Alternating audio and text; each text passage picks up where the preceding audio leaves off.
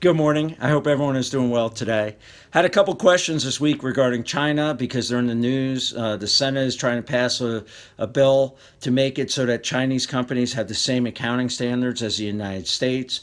There's also some discussion out there that the debt, U.S. debt that they own, the $1 trillion in U.S. treasuries, because of the virus, we should just say, hey, we're not going to pay that back and cancel that debt for them.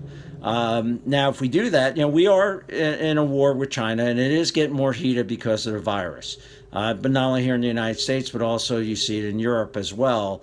But it's very important to understand the ramifications of that, especially with some quote unquote Chinese companies in the United States. There are some Chinese industries that it is illegal for foreigners to own any of the company. They have no voting rights. They don't own anything in the companies. And one area is the internet. They want to control the internet. They want to control what the people see. It is a communist country. And you say, Jim, wait a minute. I can buy Alibaba. I can buy Baidu on the New York Stock Exchange. You can, but you're not owning a company and you have no rights within that company. What you are buying is a variable interest entity.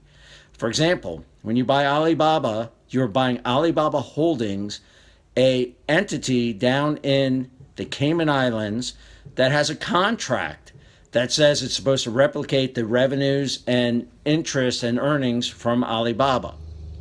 And it's worked great as long as everything is going well.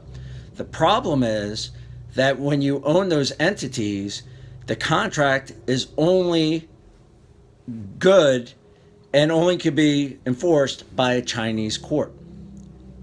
So take it to the conclusion. We cancel their debt. China sits there and these variable entities say, hey, there's $150 billion that Alibaba raised. Those contracts are null and void. It could happen. This is why it's important to understand what you own in your portfolio. Take care and have a great weekend.